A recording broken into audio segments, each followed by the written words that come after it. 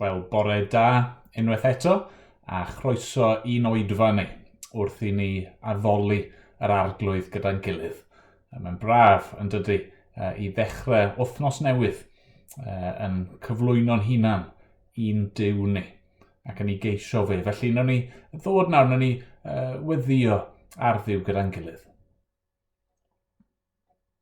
Arglwydd i ni yn nesau at y ti yn awr ar ddechrau wythnos, ac i ni'n ymwybodol o dad falle fod yr wythnos diwetha wedi bod yn un anodd mewn llawer o ffyrdd i lawer ohono ni. Falle bod di bod yn wythnos o alaru, yn wythnos o straen yn y gwaith neu siomedigaethau o wahanol fath. Arglwydd ni'n diolch i ti felly fod heddiw yn ddiwrnod newydd, yn wythnos newydd. Ni'n diolch yn yr arglwydd Iesu Grist ac yn ei atgyfodiad mae gennym ni fywyd newydd ac gobaith am nefoedd a deiar newydd, lle nad oes tristwch na marwolaeth na phoen mwyach. O arglwydd, gad i hynny fod yn gysur i ni nawr fel dy bobl di, yng nghanol stormydd bywyd. Ac arglwydd, gad i hynny hefyd ddenu pobl at y ti dy hun. O arglwydd, diolch i ti am dy gariad di. A helpa ni nawr, helpa ni i dyfolu di. Helpa ni i dal i sylw i'r hyn sydd gen ti i'w ddweud wrthyn ni. A mae'n bod ni'n gofyn yn enw ac yn heiddiant yr arglwydd Iesu Grist. Amen. Amen. Nawr, i ni'n mynd i ganu efo'n gilydd, ac mae rhan o'r Beibl ni'n edrych arni bore yma'n sôn am briodas. Ond wrth gwrs, mae priodas yn thema sy'n redeg trwy'r Beibl i gyd. Mae'r Beibl yn dechrau gyda priodas Addag Efa, y gŵr a'r wraig gynta. Mae'r Beibl hefyd yn gorffen gyda priodas. Priodas yr oen, priodas yr arglwydd Iesu Grist gyda'i briodfer chi, yr eglwys. A felly mae'r emyn gyntaf ni'n mynd i chanu yn sôn chydig am hyn ac yn atgoffa ni o'r hyn sydd yn disgwyl pobl yr arglwydd. Priodas yr oen. Felly nawn ni ganu mawl gyda'n gilydd.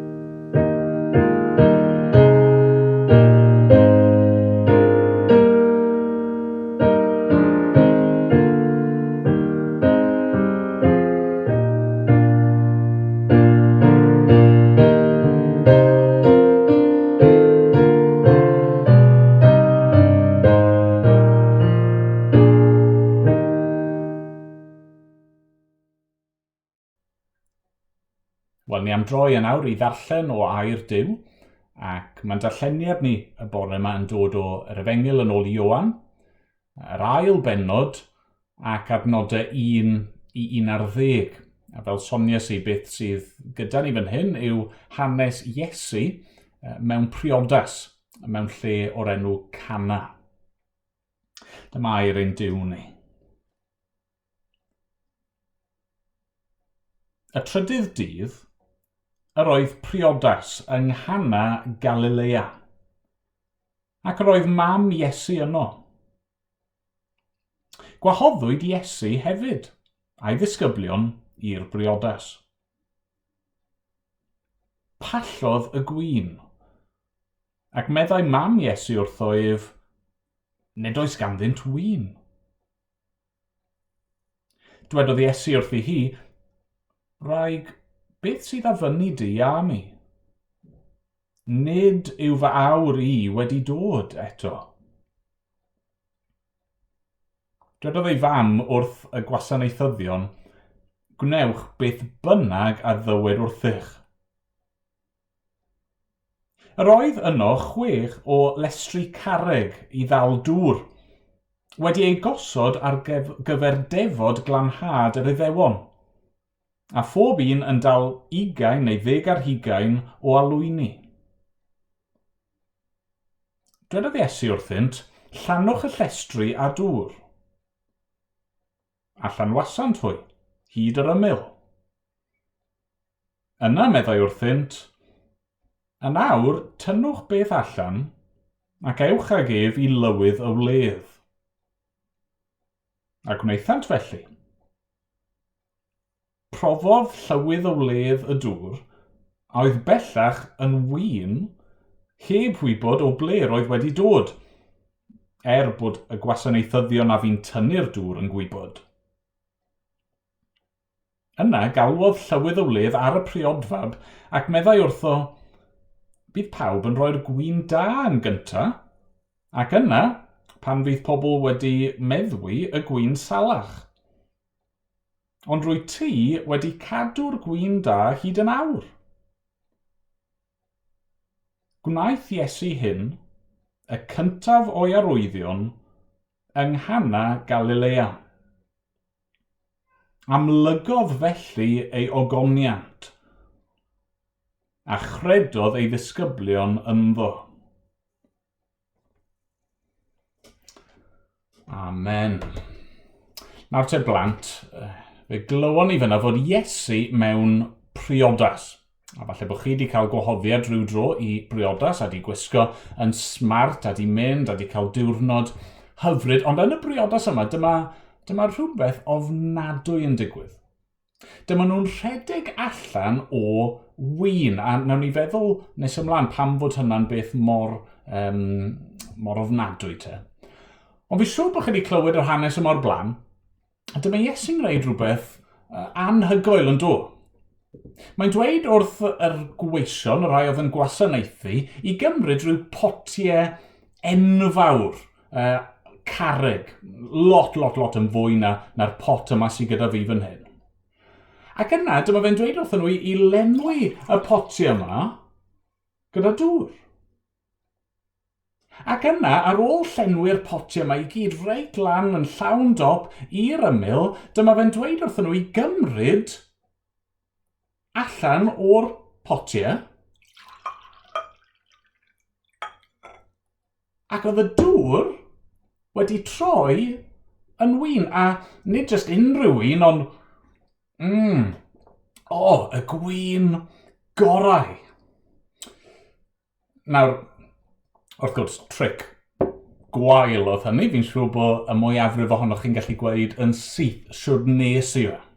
A hyd yn oed os o'ch chi ddim yn gallu gweithio fe mas, petai chi yma ac yn blasu yr gwin, byddwch chi'n gwybod yn syth fod e ddim beth mae e fod. Ond nid tric mae Iesu yn ei wneud fan hyn. Gwirth mae Iesu yn ei wneud. Arwydd. Mae'n dangos rhywbeth o pwy yw e a pam fod e wedi dod. A dyna ni'n mynd i fod yn meddwl amdano fe yn y bregaeth, okay? Felly fi eisiau chi rando a chanolbwyntio be mae'r arwydd yna troi dŵr yn win yn ein dysgu ni am Iesu. Wel, na ni weddio nawr, dyn gilydd, na ni droi at Dduw. O arglwydd ein Duw, i ni yn diolch i ti nawr am dy gariad i ti ag ato ni. Ond diolch i ti am yr arglwydd Iesu, a'i nerth e, a'i awdurdod e, a y ffaith fod e fan hyn yn dangos rhywfaint o'i ogoniant e i ni. Ac falle fod yr hanes ar yr olwg gyntaf ein taro ni'n ddigon rhyfedd. Fel rhyw tric, rhyw hyd a lledrith, a ni methu cweith deall pam fod Iesu'n gwneud e hyd yn oed. O arglwydd, ni'n diolch wrth i ni ystyried y peth yn fanylach, ein bod ni fan hyn yn gweld rhywbeth mwy am Iesu, a pam fod wedi dod a be mae'n ei gynnig i ni y bore yma. O arglwydd, helpa ni felly, wrth i ni astudio dy air di, agor ein llyged ni, ag o arglwydd, a wneud i siarad â ni unwaith yn rhagor.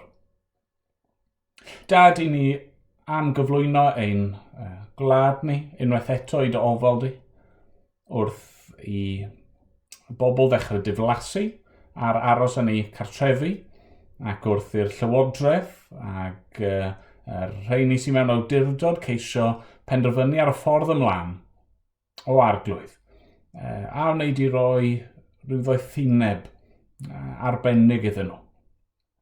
O dad, helpa nhw i lywodraethu mewn ffordd sydd lles, daioni, os sgweli di fod yn dda. Ond i ni yn diolch i ti yn y cyfnod anodd yma ein bod ni'n clywed am bobl yn troi at y ti ac yn dychwelyd at y ti ac arglwydd ni'n gofyn am weld mwy o hyn os sgweli di fod yn dda. O dad, bydd gyda ni nawr, helpa ni i ddaddoli di. A mae'n bod ni'n gofyn yn enw ac yn heiddiant yr arglwydd Iesu Grist. Amen. Amen. Wel, mae dyn ni slot arbennig nawr. Ni wedi clywed yn dyn ni am rai o ddisgyblion yr arglwydd Iesu. Ni wedi clywed rhywfaint o'i stori nhw o'r blaen. Wel, nesaf ni'n mynd i glywed stori disgybl cyfoes i'r arglwydd Iesu. Ni'n mynd i glywed ychydig o stori luned sydd yn aelod gyda ni yn yr eglwys. Cefais fy magu yn mynd i'r capel ac yn clywed y gair o Sul i Sul. Roedd ni'n ymwybodol o Dduw a bod Crist wedi marw ar y groes drosto fi, ond oedd y cariad ddim yn bersonol, a ni'n teimlo bod fi'n clywed yr un hen straeon bob blwyddyn. Dechreuais i fynd i'r gwersyllaeth Cristnogol yn ystod yr haf gan Mudiad Efengylaeth Cymru. Cyrddys i a phobl ifanc dros Gymru i gyd, ond y peth fwyaf trawiadol oedd bod cymaint o Gristnogion yna fy oed i. Dros y 2 blynedd yn dilyn hynny, ddes i weld pa mor bwysig oedd ffydd a bod rhywbeth ar goll yn fy mywyd i. Mewn pregaeth yn ystod y gynhadledd, fi'n cofio dod i sylweddoli maint fy mhechod i a bod dim o'n i'n gallu wneud ond gofyn am faddeuant gan Dduw, a bod Crist yn unig oedd yn gallu dileu y cyfan. Felly nes i ofyn yr arglwydd i ddod i mywyd i faddau fy mhechod i yn y fan o'r lle. Roedd y pwysau wedi boptai codi o fy sgwyddau pan o'n i wedi gwneud hynny, a ni'n teimlo'n hollol llawen ac yn fodlon yn fy nghalon i.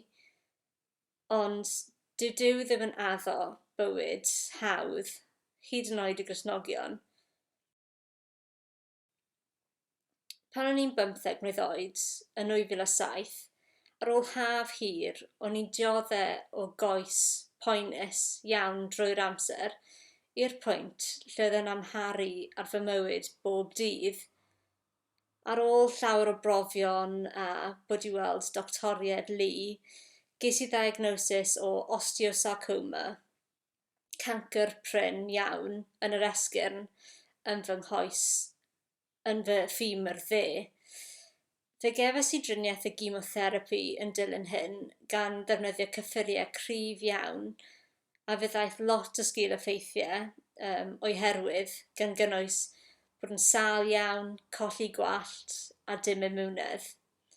Roedd y cyfnod cyntaf hynny ar ôl y diagnosis yn anodd iawn i ddygymod ag o'n i'n grac ac yn ansicr o y dyfodol, a fe ddes i weld taw cynllun Duw oedd e.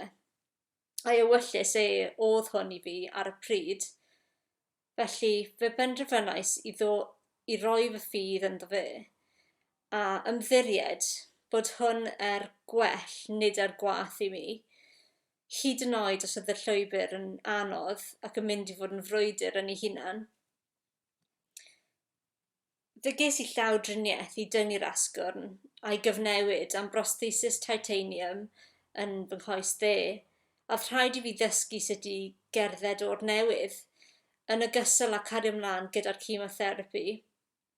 Roedd y driniaeth i gyd wedi para tua 9 i 10 mis, lle o'n i mewn a mas o'r ysbyty yn wythnosol ac yn gorfod aros yna am gyfnodau hirfaeth i gael y driniaeth. Golles i flwyddyn 10 i gyd, ond oedd gyda fi cymaint o ffrindiau a teulu mor gefnogol trwy'r cyfnod i gyd. Ond yn fwy na hynny, oedd Duw wedi penderfynu i ngwella i ac i dynnu fi trwy'r cyfan, felly o'n i'n teimlo rheidrwydd i rannu gydag eraill beth oedd Duw wedi wneud, a oedd e wedi newid fy mywyd i yn gyfan gwbl o'r pwynt yna ymlaen, a fi'n diolch iddo fe. Fe ddychweles i nôl i'r ysgol y mis Medi i fod gyda fy ffrindiau gan gyflawni 9 tygau gyda marciau da. Roedd y profiad yn un anodd, gyda fy iechyd yn wael iawn ar adegau, ond drwy'r cwbl, o'n i'n hollol sicr fy mod i yn llaw Duw, ac yn gallu teimlo i bresenoldeb ar adegau gwahanol yn ystod y driniaeth. Byw neu marw, roedd gen i heddwch meddwl bod popeth mynd i fod yn iawn. Penderfynais i ddilyn yr hyn oedd wedi cadw fi mewn ysbryd da, ac wedi rhoi cymhelliant i mi drwy'r salwch, i astudio celf a drama gan wneud cwrs BA dylunio theatr yng Ngholeg Brenhinol Cerdd a Drama Cymru. Roedd yn brofiad anhygoel, ac fe alluogwyd fi i fagu sgiliau eang, ymarferol ac angenrheidiol i fod yn gynllunydd set a gwisgoedd. Ond hefyd, roedd yn brofiad i fi i rannu fy ffydd, i rannu'r Efengyl ac i ddarllen y Beibl gyda ffrindiau o'r coleg. Bellach, dwi'n gweithio fel cynllunydd llawrydd gyda llawer o gwmnïau gwahanol ar draws bob math o brosiectau a sioeau.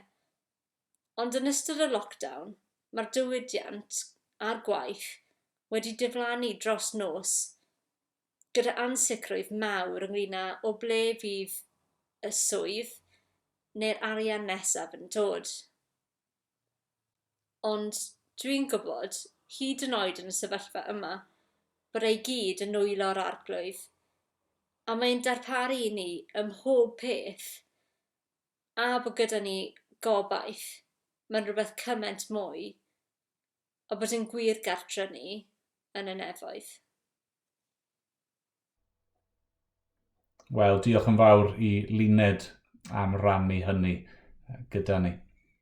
Wel, trowch dyfu. Nawr, os oes Beibl gyda chi at yr Efengyl yn ôl Ioan a'r ail bennod. Na, ni wedi gweld yn barod yn dyn ni fod llyfr Ioan yn lyfr o dystiolaeth. Tystiolaeth sy'n cael ei gyflwyno i ni fel darllenwyr gyda'r bwriad o yn cael ni i weld pwy yw Iesu, a'n cael ni i gredu ynddo fe, a felly i dderbyn bywyd tragwyddol. Ac un o'r tystiolaethau amlwg iawn yn y llyfr yw'r gwirthiau mae Iesu'n cyflawni, neu falle gair gwell na gwirth bydde yr arwyddion roedd Iesu yn ei cyflawni. Oherwydd dyna oedd pwrpas yr gwirthiau, pwrpas yr gweithredoedd rhyfeddol yma, ro'n nhw'n arwyddion. Ond nhw'n ffordd i ddangos i'w ddisgyblion rhywbeth amdano fe ei hun. Roedd e'n ffordd i Iesu ddangos i ni rhywbeth amdano fe, a'i bersonau, a'i waithau. Dyna mae Ioan ei hun yn ddweud yn dyfa yn adnod 11. Gwnaeth Iesu hyn, y cyntaf o'i arwyddion yng Nghana Galilea. Amlygodd felly ei ogoniant a chredodd ei ddisgyblion ynddo. Mae Ioan yn dweud fan hyn fod Iesu trwy'r arwydd yma yn amlygu ei ogoniant.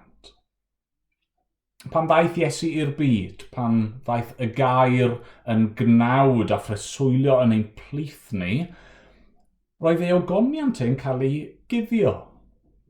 Mae'r Beibl yn dweud mewn man arall fod Iesu wedi gwagio ei hun.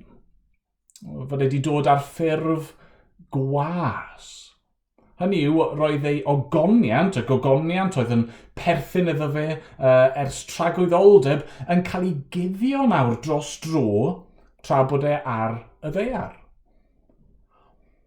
Ond mae yna adegau lle mae'r gorchydd yn cael ei dynnu ffwrdd fel petai.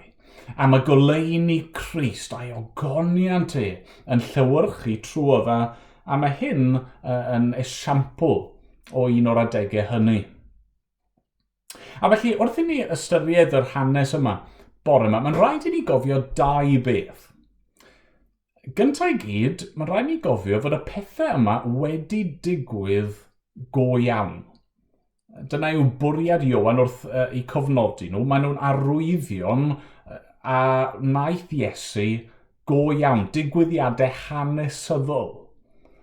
Os mae jyst rhyw chwedle oedd y straeon yma, os oedd Ioan eisiau ni darllen nhw fel rhyw fath o allegory, wel, bydde hynny ddim yn arwydd o gwbl, bydde ni ddim yn dysgu unrhyw beth go iawn am yr arglwydd Iesu Grist.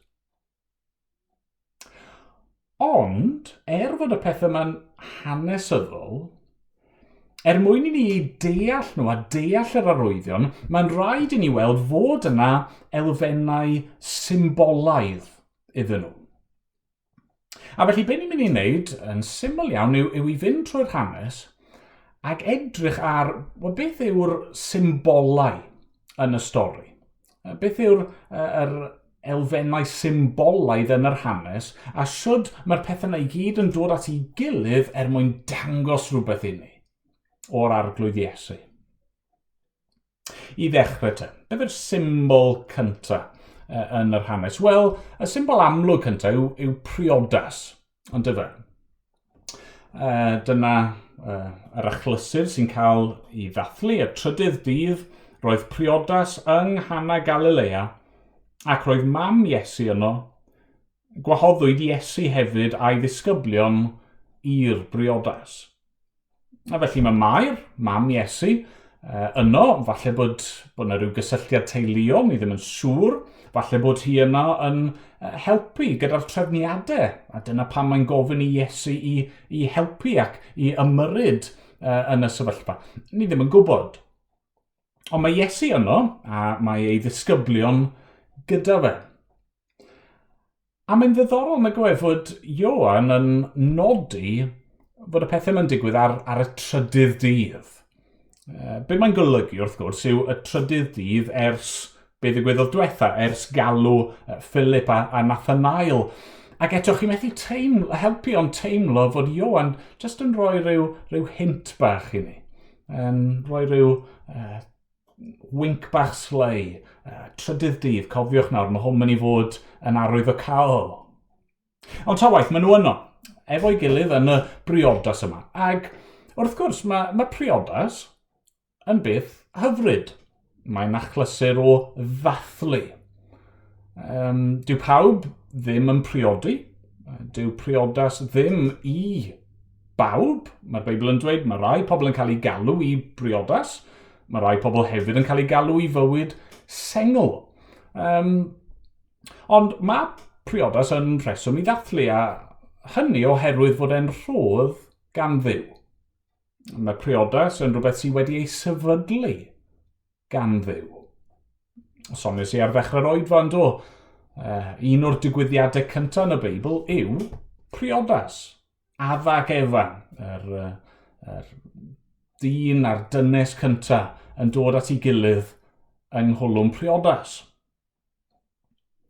Ond wrth i'r Hen Testament fynd ymlaen, mae'n amlwg fod priodas hefyd yn rhywbeth symbolaidd.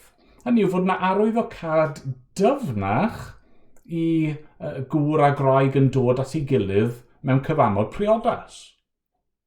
Yn wir, wrth i ni ddarllen ymlaen yn yr Hen Testament, ni'n gweld Duw yn dechrau siarad am briodi ei bobl. Mae'n disgrifio ei hun fel priodfab ac ei bobl fel y briodferch. Ac wrth gwrs, mae hynny'n cyrraedd ei anterth yn y Testament Newydd pan mae'n cael ei ddatguddio i ni fod priodas wedi cael ei roi yn y lle cyntaf mwyn pwyntio ni at y berthynas rhwng Crist a'r eglwys. Mae y geiriau grymus yma yn llythyr Paul at yr Effesied. Chwi wir, carwch eich gragedd fel y carodd Crist yntau'r eglwys, a'i roi ei hun drosti, i'w sancteiddio a'i glanhau a'r golchiad dŵr a'r gair. Mwyn iddo ef ei hun ei chyflwyno iddo'i hun yn ei llawn o goniant, heb fod arni frycheun na chrychni na dim byd o'r fath, iddi fod yn sanctaidd a di-fai. Felly mae priodas, pob priodas, yn symbol sydd fod i'n pwyntio ni at y reality o Crist a'i eglwys. Gŵr a graig wedi ei uno am byth. Fi'n cofio gwrando'r Tim Keller, sy'n weinidog allan yn Efrog Newydd, yn siarad am yr testun yma.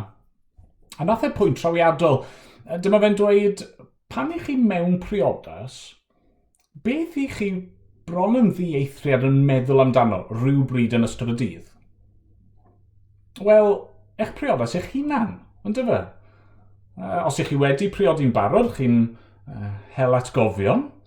Neu, os ych chi'n ddi-briod, yn aml iawn, mae dydd priodas rhywun arall yn gyfle i chi i freuddwydio ac i ddychmygu ac i edrych ymlaen efallai at, wel, sut fath o briodas byddwch chi yn ei gael.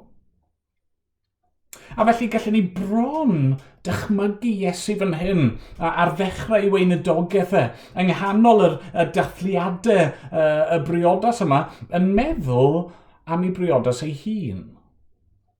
Yn meddwl ymlaen at y dydd yna pan bydde fe yn casglu ei bobl ato fe ei hun am dragwyddoldeb. A felly pan mae ei famau yn dod ato fe ac yn esbonio fod yna broblem.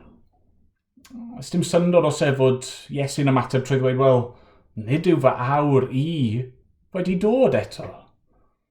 Dyw'r amser i fi i roi fy mywyd i ar y groes mwyn achub fy mhobl a'i cymryd nhw yn wraig i mi. Dyw'r amser hynny heb ddod eto. Felly, mae'r briodas yma, mae'n arwydd, mae'n symbol o Crist a'r eglwys, o'r cariad tragwyddol yna sydd gan Dduw at ei bobl ato chi a fi. Na'r symbol cyntaf. Beth arall sydd yn ni? Wel, mae dyn ni yr sôn yma am win. Dyna'r ail symbol, gwin. Oherwydd, wel, i ryw raddau, oedd gwin yn rhan o fywyd bob dydd yn y dwyrain canol yn y ganrif gyntaf. Ond cymaint yn fwy roedd e'n rhan o briodasau.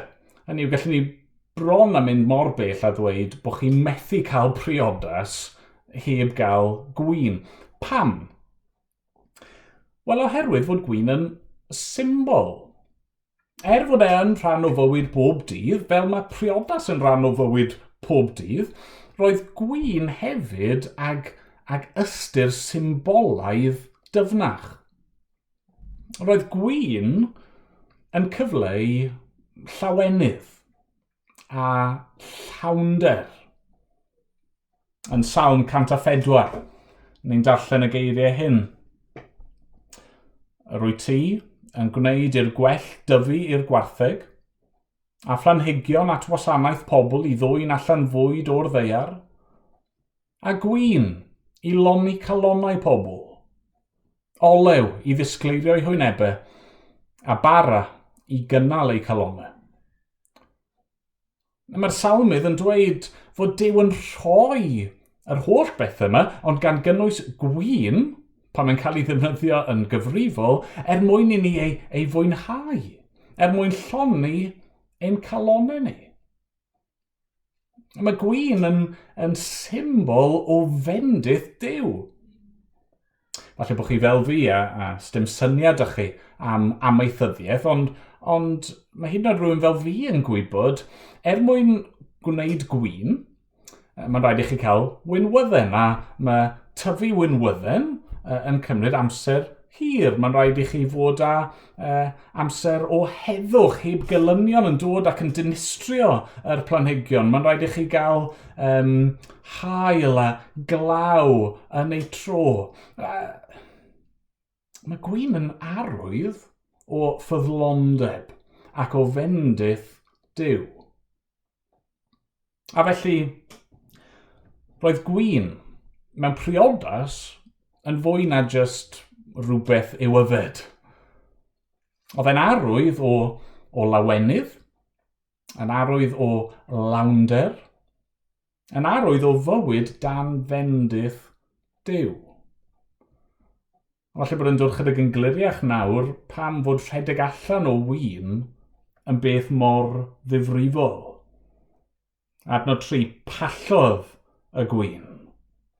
A meddai mam Iesu wrtho ef, nid oes ganddynt win. A ni ddim yn gwybod beth sydd wedi mynd o'i le fan hyn. Oedd priodasau yn y cyfnod yma yn bethau mawr, yn aml llawer iawn o bobl yn cael eu gwahodd, a yr holl ddathliadau'n mynd mlaen am ddyddiau. Ac pwy bynnag sydd ar y fai, rhywsut neu gilydd, mae'r gwin wedi rhedeg allan. A felly bydda hynny wedi bod yn gywilyddus. Bydda'r priodfa wedi bod yn embarrassed llwyr. Doedd rhedeg allan o win ddim yn argoeli'n dda i ddyfodol y briodas. Mae'r gwin yn pallu. Mae'r parti drosodd. Yr hwyl yn dod i ben. Falle bod ydych chi rhyw brofiad o siwr mae hynny'n teimlo yn eich bywyd chi. Popeth yn edrych yn gret un funud ac yn ansydyn mae'r cwbl yn chwalu yn cwmpo'n ddarnau. Chi'n meddwl am rai o'r hanesion erchyll yna, nôl yn 2008 ar ôl yr crash economaidd. A pobl yn lladd eu hunan am ei bod nhw wedi colli popeth ac yn methu gwynebu y dyfodol. A falle bod chi wedi profi rhywbeth fel hynny. Yn sydyn iawn, chi'n sylweddoli mor wag yw eich bywyd chi. Ac fod y pethau yna chi wedi bod yn gweithio ar eu cyfer nhw ddim yn ddigon. I lawer o bobl, dyma fydd eu profiad nhw rhyw ddydd. Pan fydd bywyd yn dod i ben, a bydden nhw'n dod wyneb yn wyneb ar arglwydd, ac yn gorfod rhoi cyfrif iddo fe, a y cwbl fydd ganddyn nhw ar ôl yw cywilydd a siom. Yn yr ail symbol. Ond yna mae yna symbol amlwg arall yn does, sef golchi, neu glanhau. Yn adnod 6, ni'n clywed, roedd yno 6 o lestri carreg i ddal dŵr, wedi ei gosod ar gyfer defod glanhad yr Iddewon. A phob un yn dal 20 neu 10 ar 20 o alwyni. Ni'n clywed am yr llestri enfawr yma. A'i pwrpas nhw, mae Iwan yn esbonio, yw bod nhw mwyn galluogi y bobl i lanhau eu hunan. Chweld oedd purdeb yn rhan o fywyd pob dydd i'r Iddewon. Roedd y Duw sanctaidd a glân wedi ei dewis nhw i fod yn bobl sanctaidd a glân. Roedden nhw fod yn bir. Roedden nhw fod yn wahanol i y byd o'i cwmpas nhw. Ac yn ôl y gyfraith roedd Duw di roi i'w bobl, roedd yna bob math o bethau oedd yn gallu gwneud person yn amhir, yn aflan. Pechod, yn amlwg, yn eich gwneud chi'n amhir, ond hefyd unrhyw beth oedd yn gysylltiedig gyda phechod. Unrhyw beth oedd yn gysylltiedig efo'r cwymp yn y greadigedd. A felly, i'r bobl yng nghyfnod Iesu, cynsyrn cyson iddyn nhw byddai, wel, ydw i yn lân, ydw i yn bir, ydw i yn ddigon glân i nesau at y Duw glân. Ond mewn ffordd, dyna un pwrpas mawr y gyfraith roedd Duw di roi i'r bobl, oedd ei atgoffa nhw yn gyson, chi ddim yn lân. Chi ddim yn bir. Chi ddim yn gallu nesau ato fi yn eich heiddiant eich hunan. Ni wedi cael blas bach o hyn yn dod yn ddiweddar, pwyslais mawr ar hylendid. Mae rhaid chi olchi'ch dwylo yn gyson. Canu penblwydd hapus dwywaith neu beth bynnag i chi'n ei ganu. Neu'n siŵr bod yna ddigon o sebon. Ac wrth gwrs mae hynny'n gyngor da trwy'r amser. Ond beth am pan i chi yn gorfod gadael y tŷ ac yn gorfod ymwneud â phobl eraill a pethau eraill? Beth am pan mae'r siopa yn cyrraedd y tŷ ac chi'n poeni, wel, pwy sydd wedi bod yn trin hyn ac yn cyffwrdd hyn ac yn tisian dros hyn? Nes i weld llun oedd rhywun di rannu o berson di cymryd i siopa nhw i gyd a di gwagio fe mewn i'r bath mwyn ceisio glanhau a golchi y cwbl. A wrth gwrs, os ych chi'n ddigon ofalus, os ych chi'n ddigon trylwyr, falle fydd e'n gweithio. Falle newch chi osgoi cael eich heintio gan Covid-19. Ond be mae cyfraith Duw yn dangos i ni ac i'r bobl yma yw sdim ots pa mor trylwyr ydych chi, sdim ots pa mor ofalus, sdim ots faint ych chi'n golchi eich hunan, chi ddim yn gallu glanhau eich hunan o'ch pechod chi. Gallwch chi gloi eich hunan i ffwrdd o'r byd a cheisio peidio dod i gysylltiad a neb na dim. Y broblem yw fod pechod tu fewn i ni, yr ein calon ni. Ond oedd Duw wedi addo delio gyda pechod y bobl. Oedd wedi addo y byddai diwrnod pan fyddai'n golchi ei bobl yn lan ar y tu fewn a'r tu faras. Yn Ezekiel, pennod 36, ni'n darllen y geiriau hyn. Teinellaf ddŵr glân drosoch i'ch glanhau. A byddwch yn lân o'ch holl aflendid ac o'ch holl eilinod. Rhof i chwi galon newydd, a bydd ysbryd newydd ynoch. Tynaf allan ohonoch y galon garreg, a rhof I chwi galon gig. Rhof fy ysbryd ynoch, a gwneud I chwi ddilyn fy neddfau, a gofalu cadw fy ngorchmynion. Byddwch yn byw yn y tir a roddais i'ch anafiaid, byddwch yn bobl I mi, a minnau'n ddiw I chwi. Ond mae Iesu nawr yn cymryd y llestri yma, y llestri oedd wedi ei neilltuo ar gyfer glanhau y bobl, ac mae yn rhoi defnydd newydd iddyn nhw, yn dydy? Mae fel tas fe'n dweud, chi'n gwybod y symbol yma o'ch pechod ac eich aflendir chi? Oes dim angen y mwyach. Felly o'r diwedd, allwn ni ddechrau tynnu a gobeithio bod chi yn barod yn eich pen ac yn eich calon wedi dechrau tynnu yr holl beth yma at ei gilydd. Ydych chi'n dechrau gweld be mae'r arwydd yma'n dangos I ni o Iesu? Ydych chi'n gweld fod e'n fwy na rhyw tric, rhyw hyd a lledrith?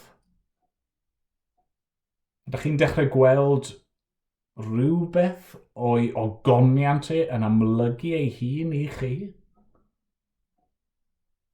Pwy yw Iesu? Fe yw'r priodfawr sydd wedi dod I geisio ac I achub ei bobl a'i cymryd nhw yn briodferch iddo fe ei hun. Fe yw'r un sydd wedi caru a ein dewis ni ac wedi rhoi ei hun yn aberth a wedi ymrwymo ei hun am dragwyddoldeb I ni. Mae wedi dod mwyn cynnig gwyn newydd I ni, llawenydd a llawnder, bywyd dan fendith Duw. Mae wedi dod I gynnig bywyd tragwyddol fydd byth yn dod I ben pan mae'r byd yma a pethau'r byd wedi darfod a wedi ei difa a wedi ein siomi ni. Bydd yn parhau a'i fendith yn parhau. Mae Iesu yn ein gwahodd ni I wledd briodas fydd yn parhau am dragwyddoldeb. Mae wedi dod i'n golchi ni, a'n glanhau ni. Tu fewn a thu fas, mae wedi dod I wneud beth doedd y gyfraith yn methu wneud. Mae wedi dod I wneud beth I ni methu gyflawni trwy'n ymdrech ein hunan. Mae wedi dod I wneud hynny trwy wynebu ei awr ar y groes. Chi'n cofio wrth I Iesu farw? Mae un o'r milwyr yn ei drywanu yn gwthio picell trwy ei ystlys a mae yna ddŵr a gwaed yn llifo allan. Ac yna, ar y trydydd dydd, mae'n atgyfodi. Dyma y cyntaf o 7 arwydd fawr mae Ioan yn cyfnodi I ni. Mae yna lot o wyrthiau eraill wrth gwrs, ond mae Ioan fel tas fe'n pwysleisio y rhain, 7 sydd yn dangos cyflawnder gwaith Iesu. 7 rhif y greadigaeth yn dangos bod Iesu fan hyn yn dechrau rhywbeth newydd. A fan hyn, yn y cyntaf ohonyn nhw, yn syth I ni'n gweld rhywfaint o ogoniant Crist. Ni'n gweld ei gariad Ni'n gweld ei ddaioni Ni'n gweld ei aberth Ni'n gweld fod e'n gwahodd ni y bore yma I ddod ato fe I fod yn rhan o'i briodferch Mae'r pwy yn y byd fydd yn gwrthod gwahoddiad fel hynny. Mwyn ei enw.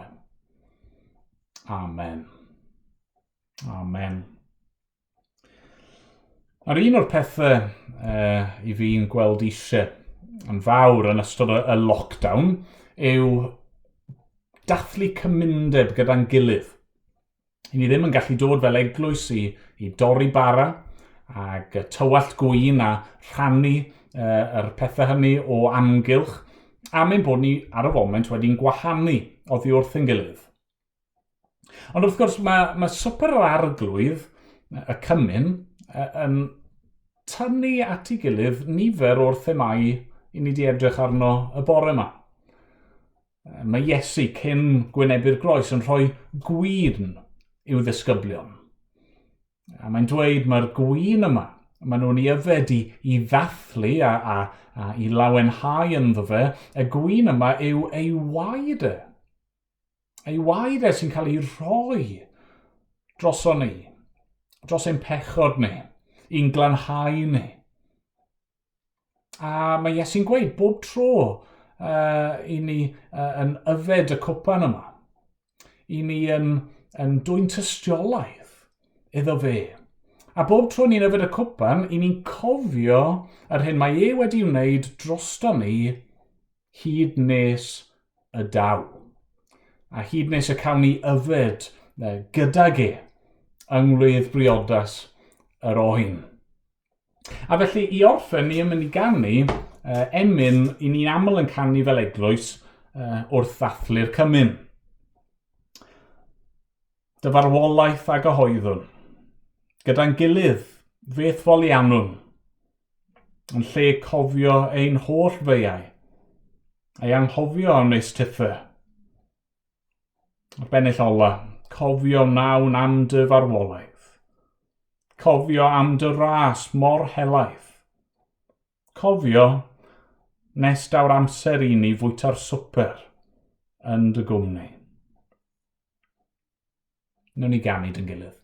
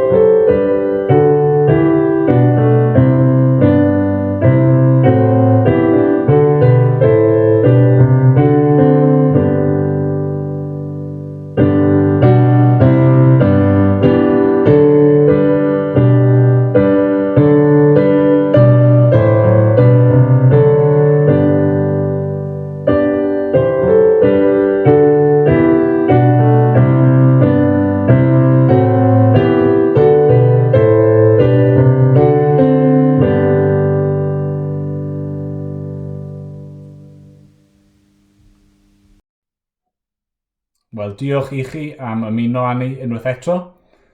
Gaeth ymuno bendith Duw yn awr yn helaeth arnoch chi. Yna ni weddio. O arglwydd ni'n diolch dy fod ti yn cynnig dy gariad di, dy ddaioni, dy fendith di, dy faddeiant di i ni trwy dy fab yr arglwydd Iesu Grist. Ni'n diolch yn bod ni'n gallu bod yn sicr o hyn, i fod yn cynnig y pethau yma i ni a wedi ei hennill nhw i ni.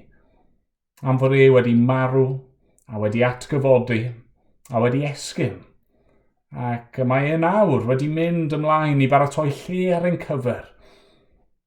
O arglwydd, helpa ni nawr i dderbyn y gwahoddiad graslon a rhyfeddol yma. Da derbyn ein mawl ni a'n diolch ni yn awr. A bydd gyda ni yn ystod yr wythnos hon. Am ein bod ni'n gofyn y pethau hyn i gyd yn enw yr arglwydd Iesu. Amen. Amen.